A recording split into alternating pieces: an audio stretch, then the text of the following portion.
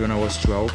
After going through different styles of martial arts, I started with 6, judo, done a little bit kickboxing, Thai boxing, kung fu, and all this kind of crazy things. Then once I was walking on the street, I started to hear a lot of people screaming, what is that? Then I saw a gym close to my place in Rio. Then I went up the stairs. There were all these guys just getting each other and arm bars, foot lock. I said, oh, that's nice. And then went down, subscribed myself in the gym, and just started. Never stopped since then.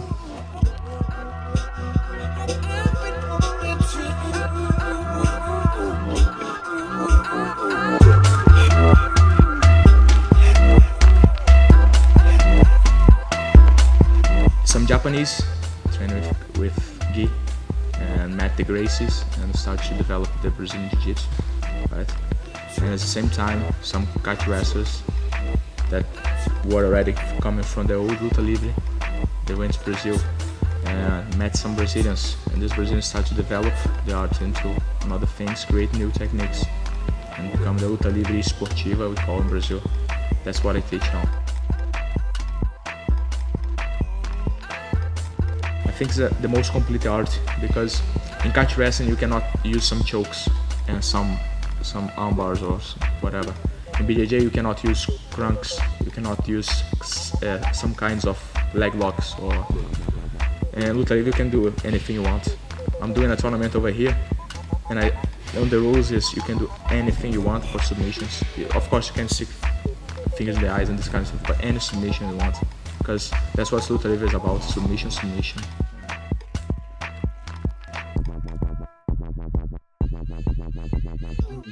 I was lucky because Colin's an amazing Thai boxing coach. He's the best Thai boxing coach I ever knew, defo.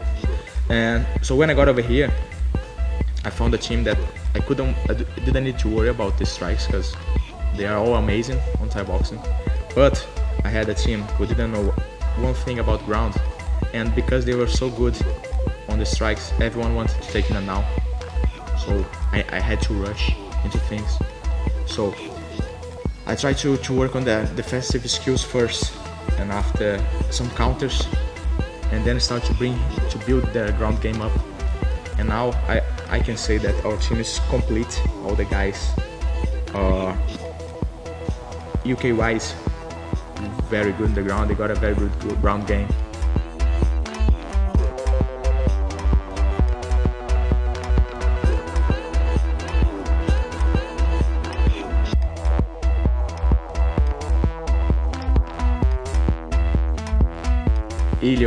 Ilio, who passed away, and Rickson, all these guys, they always said, if you take your gi off, it's not BJJ anymore. So that doesn't exist. BJJ no gi is something that doesn't exist. They start to give this name, this you can say business name for this, because after UFC 3, when Royce got beat, he won, but he got smashed by Kim because he was wearing a gi. From UFC 1 to UFC 3 in Brazil, nobody used to train without the gi, only us from Luta Livre. And people used to say that we were dirty because we were training with each other with nothing to cover ourselves. But after the UFC 3, they realized they couldn't train with gi anymore. And because at that time there was a big rivalry between Luta Livre and Jiu-Jitsu, they didn't want to say they were training Luta Livre, so they started to call this submission, and after BJJ no gi.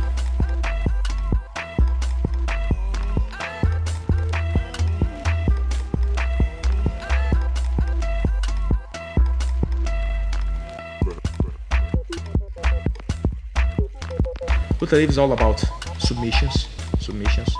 If you want to wrestle, take someone down and hold for 15 minutes, like some wrestlers do, I won't be able to help you very much. I won't be able. I'm the kind of guy that I want to help you if you want to scramble and tap someone.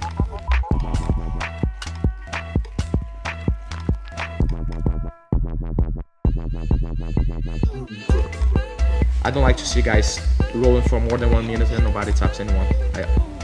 I don't like this here. I start to shout and say they're not doing properly, because I think 1 minute is more than enough to tap someone. And And I think if you can tap because he's defending, you gotta give him something, you gotta give him an arm, so he goes to armbar, then you spin and get him in a footlock or anything else. That's the way I think. If the guy is defending, you gotta make it happen.